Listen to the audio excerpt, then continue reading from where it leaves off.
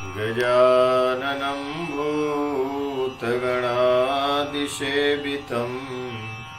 कपित्थजम्बूफलचारुभक्षणम् उमासुतं शोकविनाशकारिणं नमामि विघ्नेश्वर पादपङ्कजम्। जय श्री कृष्ण, जय श्री राधे। अभी तक यदि आप चैनल को सब्सक्राइब न किए हो, सदस्यता न लिए हो तो अवश्य लीजिए, सब्सक्राइब करिए, सदस्यता लीजिए और लाइक करिए, जिससे आगे की कथाओं से आप अवगत हो सकें।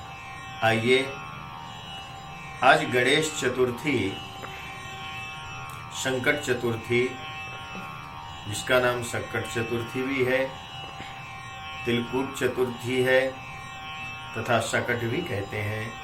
आइए इसके पूजन का विधान जानते हैं और कथा श्रवण करते हैं। ये संकट चतुर्थी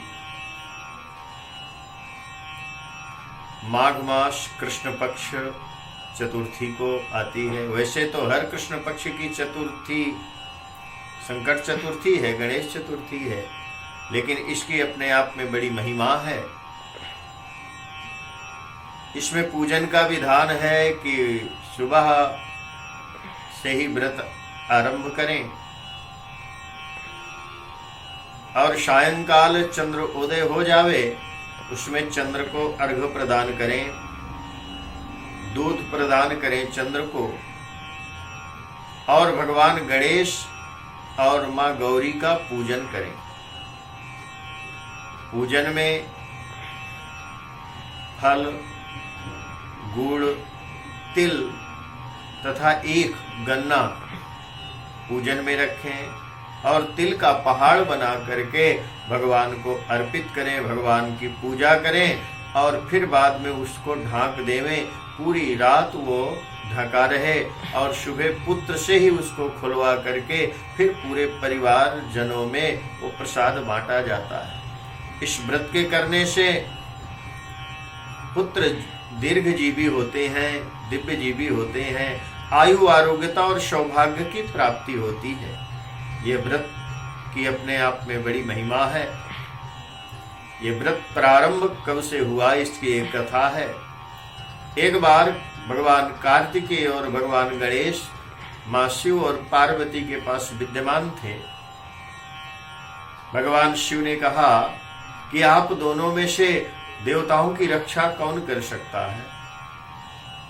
कार्तिकेय महाराज उठ खड़े हुए और अपने आप को देवताओं का सेनापति सिद्ध करते हुए कहा कि मैं देवताओं की रक्षा कर सकता हूं। गणेश जी से पूछा गया, गणेश जी ने कहा कि मैं बगैर बिना सेनापति बने हुए भी मैं देवताओं की रक्षा कर सकता हूं। भगवान शिव जी ने कहा मैं तुम्हारी दोनों की परीक्षा लूंगा। कौन सबसे पहले पृथ्वी की परिक्रमा करके आएगा। भगवान कार्तिकेय महाराज अपना वाहन लिए मोर और उसमें आरूढ़ होकर के परिक्रमा लगाने लगे। गणेश जी महाराज विचार करते हैं कि मैं क्या करूं, मेरे पास तो सवारी चूहा है, मैं क्या करूं। फिर युक्ति याद आई कि माता पिता से बड़ा तो संसार में कोई देवता है ही नहीं, और वो माता पिता को बिठा करके और बस जो है उन्हीं की 7 परिक्रमा किए और 7 परिक्रमा करने के बाद वो कार्तिकेय महाराज का इंतजार करते रहे। जब कार्तिकेय महाराज आए तो कहने लगे तुमने तो परिक्रमा लगाई ही नहीं है। गणेश जी ने कहा मैं 7 परिक्रमा माता और पिता की लगाया हूँ, माता पिता से बड़ा कोई देवता संसार में है नहीं, इसलिए मैं इनकी परिक्रमा लगाया हूँ। और तब कार्तिकेय भी उनकी बात मान गए। बुद्धि में गणेश श्रेष्ठ हैं, ये देवताओं की रक्षा कर सकते हैं। भगवान शिव जी बड़े प्रसन्न हुए और भगवान शिव जी कहते हैं कि आज चतुर्थी के दिन, ये माघ मास की जो कृष्ण पक्ष की चतुर्थी है, उस दिन गणेश जी आपके मस्तक पर चंद्रमा विद्यमान रहेगी। जो आपका और चंद्रमा का पूजन करेगा दीर्घायु की प्राप्ति होगी, धन धान्य की प्राप्ति होगी, सौभाग्य की प्राप्ति होगी और उसके पुत्र चिरंजीवी होंगे। जो आपकी आराधना करेगा। तो ये गणेश चतुर्थी की कथा है।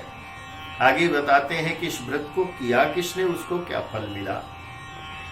एक राजा था, उसके नगर में एक कुम्हार था और वो प्रतिदिन आंवा लगावे लेकिन उसके बर्तन सिद्ध नहीं होते थे, पकते नहीं थे।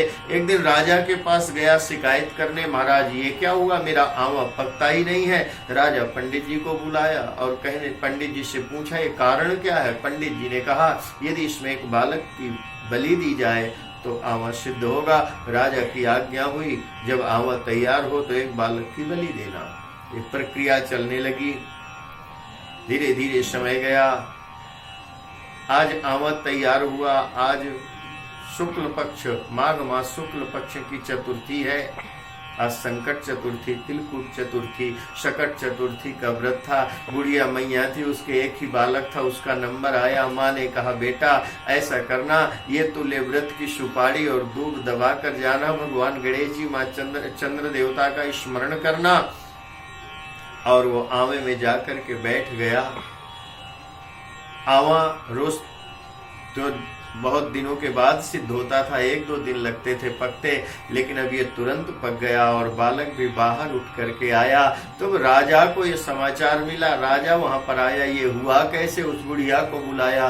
बोले मैं संकट चतुर्थी को गणेश जी का पूजन किया और ये उसी का प्रसाद दिया और वही इसकी रक्षा किए हैं। तब से इसकी पूजा की महिमा और बढ़ गई है। गणेश चतुर्थी की सब पूजा करने लगे, सब मान गए कि बड़े से बड़े विघ्न इस चतुर्थी के व्रत करने से नष्ट हो जाते हैं, शुभत्व की प्राप्ति होती है।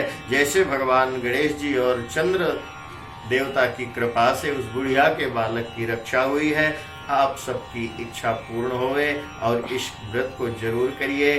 जय श्री राधे, जय श्री कृष्ण।